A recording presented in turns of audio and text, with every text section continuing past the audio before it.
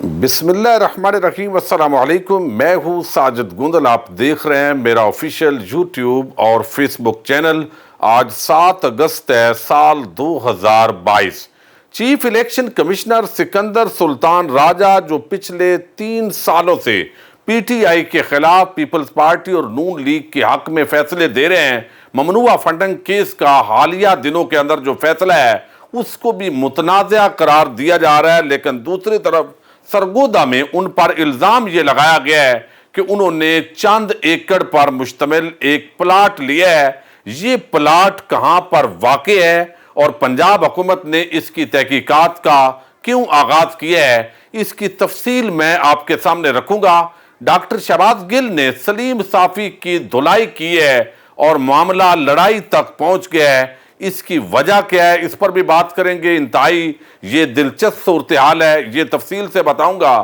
فضل الرحمان نے بھی جلتی پر تیل ڈال دیا ہے اور بات اب دور تلک جا پہنچی ہے۔ کچھ عام اپ ڈیٹس ہیں، ان پر بات کریں گے۔ امید کروں گا کہ آپ سماعت کرنے کے بعد ہمیشہ کی طرح اپنے قیمتی فیڈ بیک سے ضرور آگاہ کریں گے۔ ان دنوں کے اندر پی ٹی آئی پر ایک بڑا الزام لگایا جا رہا ہے اور وہ الزام یہی ہے کہ پی ٹی آئی نے ایک منظم مہم چلائی ہے جو کہ فوج کے شہداء جو ہیں ان کے حوالے سے تھی اور ان کے جو سوگواران ہیں ان کی دل آزاری ہوئی ہے۔ حالانکہ یہ بیانیہ مکمل طور پر پٹ چکا ہے، چونکہ نون لیگ پر اس طرح کے الزامات لگتے تھے تو نون لیگ کے جو وفادار صحافی ہیں، ان میں سلیم صافی ہیں، انصار عباسی ہیں، چند ایک اور ہیں، انہوں نے مل کر اس طرح کا ماحول بنایا کہ جیسے پی ٹی آئی منظم طور پر یہ کمپین چلا رہی ہے۔ حالانکہ جن اکاؤنٹ سے یہ جو ٹویٹس ہوئے ان سے اظہار برات بھی کیا گیا، لیکن اس کو نہیں تسلیم کیا گیا۔ ہم نے دیکھا کہ جس طریقے سے D G I S P R وہ اس معاملے میں کودے، پھر فضل الرحمان، پھر شہباز شریف اور سارے لوگ جو ہے لگتا ایسے ہے بادی و نظر میں کہ یہ ایک پلان کے تحت پی ٹی آئی پر ایک ایسا الزام لگا ہے، اور میں سمجھتا ہوں اتنا بونڈا الزام ہے کہ اگر یہ بات تسلیم کر لی جائے کہ جناب پاکستان کی جو پارٹی ہے بڑی، وہ اس وقت جو ہے وہ شہداء کے ساتھ کھڑی نہیں ہے، تو یہ خود پاکستان کی دشمن ممالک کے سامنے ایک بہت بڑی بدنامی ہے۔ لیکن یہ بدنامی کرنے کے لیے بھی عمران خان کے بغض اور اناد کے اندر جو ہے لوگ تیار ہیں۔ اب یہ جو بات چلی اس کے اندر واضح ہوا کہ یہ معاملہ جو ہے یہ چند لوگوں کا تھا، اور یہ ایسے لوگ تھے جو نون لیگ کے اندر اس سے بھی زیادہ غلیظ گھٹیا قسم کی زبان استعمال ہوئی، لیکن اس معاملے کے اندر سارے خاموش رہے۔ اب یہاں پر فضل الرحمان جو ہے، آج شہباز شریف نے بھی اس پر ٹویٹ کیا، پھر فضل الرحمان نے کیا،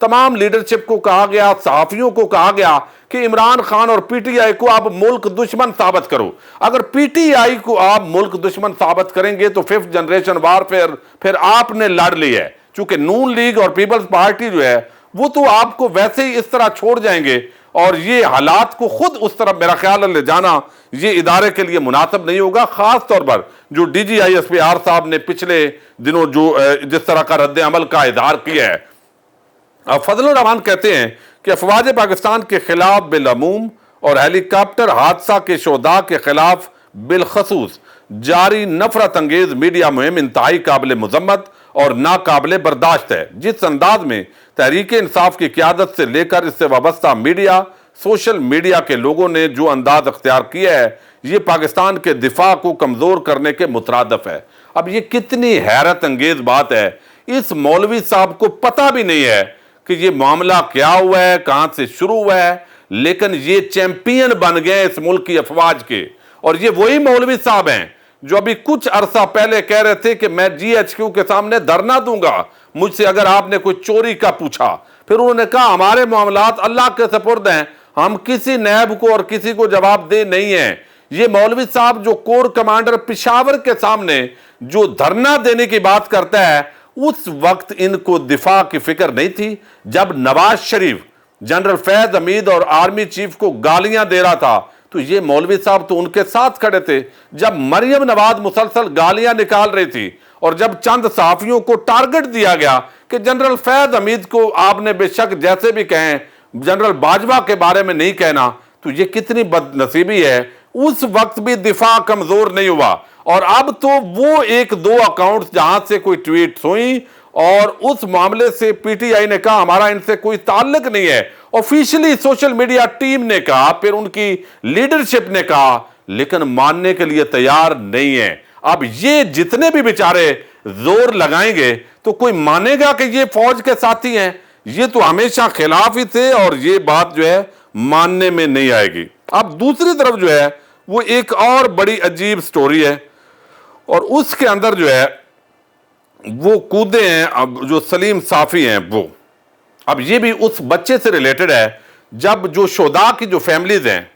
انہوں نے کہا جی ہمیں تو کوئی اعتراض نہیں ہے، عمران خان صاحب آئے، دوسرے آئے، اور یہ جو پراپیگنڈا کیا جا رہا ہے کہ شہداء کی فیملیز نے کہا ہے کہ عمران خان یا صدر علوی نہ آئیں، تو یہ سلیم صافی اور انصار عباسی انہوں نے اس کو انیشیٹ کیا اور وہ آگے پھیلایا جی شہداء کی فیملیز کا انٹرویو آ گیا ہے کہ بھئی ہمیں کوئی مسئلہ نہیں، اور عمران خان جو ہے وہ جنرل جو سرفراز صاحب ہیں ان کے گھر گئے ہیں، لواحقین کو ملے ہیں۔ تو یہ بے شرمی پر مبنی جو سلیم صافی نے ایک یہاں پر پراپیگنڈا کیا، اس کے خلاف جو ہے یہاں پر جویریہ صدیق ہیں، انہوں نے کہا اگر سلیم صافی کی صدر پاکستان والی خبر میں صداقت ہوتی تو عمران خان کیسے تعدیت پر چلے گئے؟ ان کی جھوٹی خبر پر قارئین سے معافی مانگنی چاہیے۔ اس پر جو ڈاکٹر شہباز گل ہیں انہوں نے کہا کہ سلیم صافی اور ان سے ایسی خبریں لگوانے والے شیطان بے شرمی کے اعلیٰ مقام پر ہیں۔ جب میں نے کوارڈینیشن کے لیے شہید جنرل سرفراز کے بیٹے کیپٹن احمد سے فون پر بات کی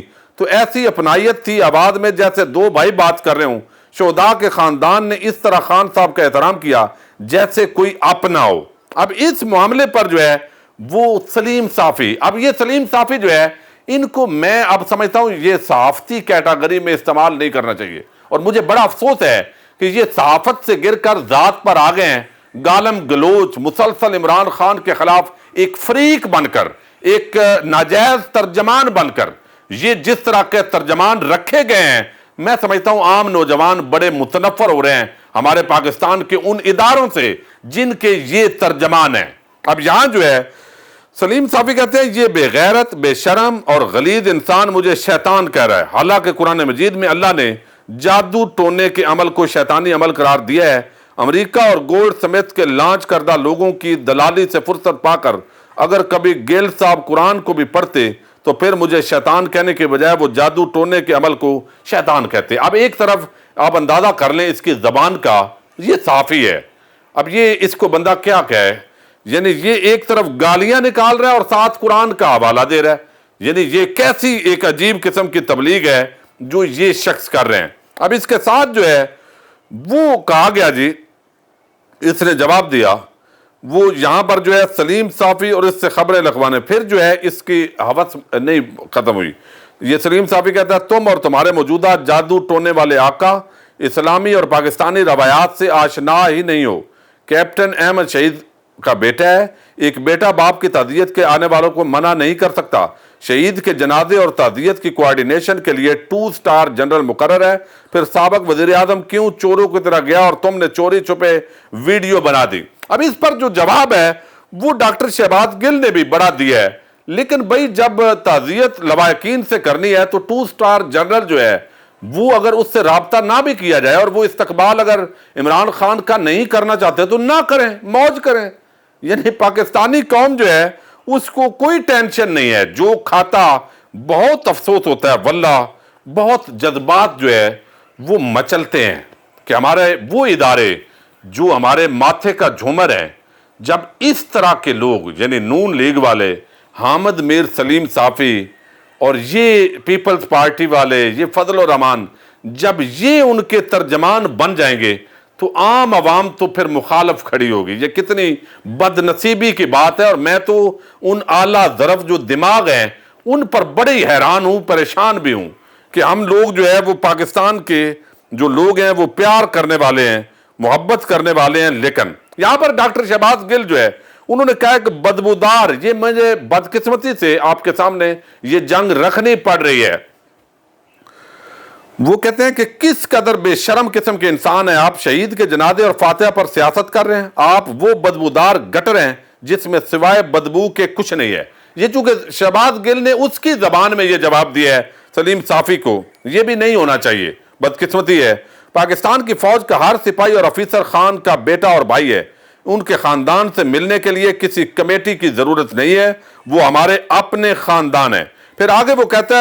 ہیں ڈاکٹر شہباز گل، بدبودار سلیم صافی کے ساتھ آخری آمنا سامنا ہماری حکومت کے دوران ایک وزارت کے ڈنر پر ہوا۔ بدبودار پہلے سے بیٹھا ہوا تھا، میں آیا تو میں نے اس سے سلام لینا یا بات کرنا مناسب نہیں سمجھے۔ متعلقہ وزیر سے پوچھا اس کو کیوں بلایا تو انہوں نے کہا کہ دفع کرو، چودھریوں کے کھانے پر بھانڈ آتے رہتے ہیں۔ اب یہ انہوں نے ڈاکٹر شہباز گل نے کہا کہ ایک 17 سالہ بچے کو ٹی وی پر دکھایا جا رہا ہے کہ ان دو بے شرم صحافیوں سے کوئی نہیں پوچھ رہا کہ جنہوں نے اس ساری کمپین کو بڑا کیا۔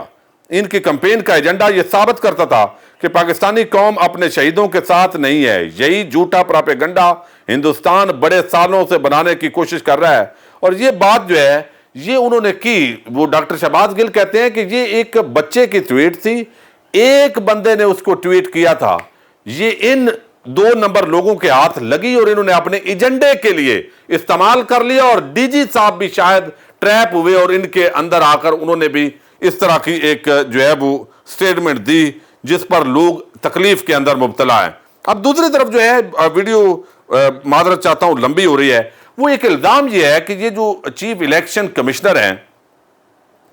یہ انہوں نے ایک مبینہ طور پر پلاٹ لیا ہے۔ آج میں خیبر پختونخوا ہاؤس کے اندر تھا اور وہاں پر بھی یہ بات میں نے سنی ہے کسی سے، لیکن آگے جو ہے وہ مرتضی رائے ہیں، یہ اب تک نیوز کے رپورٹر ہیں، ان کا کہنا یہ ہے کہ ایک بڑے ادارے کے چیف کو سرگودا میں پلاٹ ملا ہے، بڑی رشوت کی بڑی کہانی ہے، اور پی ٹی آئی کے خلاف ہی فیصلے کیوں یہ راز کھل گیا ہے، چونکہ چیف الیکشن کمشنر کا آگے انہوں نے نام لیا ہے اور اس کے اندر جو ہے وہ زہر ہے۔ اب اس کا جواب تو چیف الیکشن کمشنر جو ہے وہ خود زہر دیں گے، لیکن یہ ابھی الزام ہے، یہ کوئی ثابت نہیں ہوا۔ لیکن اس کے ساتھ جو ہے وہ ایک اور کہانی، جو یہ پلاٹ کہاں پر ہے، کیا یہ پلاٹ خریدا گیا ہے یا یہ معاملہ کیا ہے، یہ بھی ایک اور صحافی ہیں علی اوان صاحب، انہوں نے جو ڈیٹیل دی ہے ان کے مطابق یہ پلاٹ بیچا نہیں گیا، اور پہلی بات تو یہ ہے کہ براہ راست یہ سکندر سلطان راجہ صاحب جو ہے ان کے نام نہیں ہے، بلکہ آگے ان کے فرنٹ مین، مبینہ فرنٹ مین جو ہے ان کو نوازا گیا، اور یہ بڑی عام لوکیشن ہے۔ جو سرگودا کو جانتے ہیں وہ اس عام لوکیشن کو سمجھ جائیں گے۔ میں تھوڑا سا ان کی بات بتا دوں۔ اب یہ کہتے ہیں کہ سرگودا میں مبینہ طور پر رجیم بینچ آپریشن کے بعد امبالہ کالج کے بالکل سامنے دیوار ختم ہوتے ہی شہر سے باہر نکلتے سبز منڈی روڈ پر واقع ٹیلی کمیونیکیشن اتھارٹی کا یہ 4.5 ایکڑ رقبہ، جس پر ان کا پول بھی لگا ہوا ہے، موصوف کو 4.5 ایکڑ رقبہ لیز پر دیا گیا ہے تقریباً 2 ماہ پہلے۔ اب ان کا یہ کہنا ہے کہ یہ فروخت نہیں ہوا، بلکہ یہ چونکہ پرائم لوکیشن ہے سرگودا شہر کی امبالہ کالج کے ساتھ، اور وہاں پر یہ دیا گیا ہے 4.5 ایکڑ کا رقبہ ہے، جو کہ یہ موصوف جو ہیں ان کو فرنٹ مین کے ذریعے دیا گیا ہے، یہ الزام ہے۔ اور خبر یہ بھی ہے کہ سرگودا میں نوازشات اس لیے ہو رہی ہیں کہ موصوف وہاں تعینات ایک اعلیٰ پولیس آفیسر کے ماموں سسر بھی ہیں۔ اب یہ بھی بات کی گئی ہے پلاٹ کب کیسے خریدا گیا، کہاں واقع ہے، یہ انہوں نے تفصیل دی ہے، اور اوقات تو ان کی یہ ہے کہ ایک پلاٹ پر بک جاتے ہیں اور نام کے ساتھ راجہ لکھواتے ہیں۔ اب یہ چونکہ ابھی مبینہ طور پر الزام ہے، لیکن پنجاب حکومت نے اس کی تحقیقات کا آغاز کر دیا ہے۔ اب ان کا کون سا رشتہ دار ہے، یہ ساری تحقیقات جو ہے وہ آئندہ لمحات کے اندر آ جائیں گی۔ ابھی تک یہ الزام ہے، ظاہر ہے سکندر سلطان راجہ صاحب کو اپنا موقف دینا چاہیے۔ اگر یہ ایسی بات ہے تو یہ بڑی تشویشناک بات ہے، اور پھر جو کہانی ہے وہ مزید کھل جائے گی، اور اب بہت سارے طبقات جو ہے ان کی حمایت میں آئیں گے۔ اجازت دیجیے گا، اللہ حافظ۔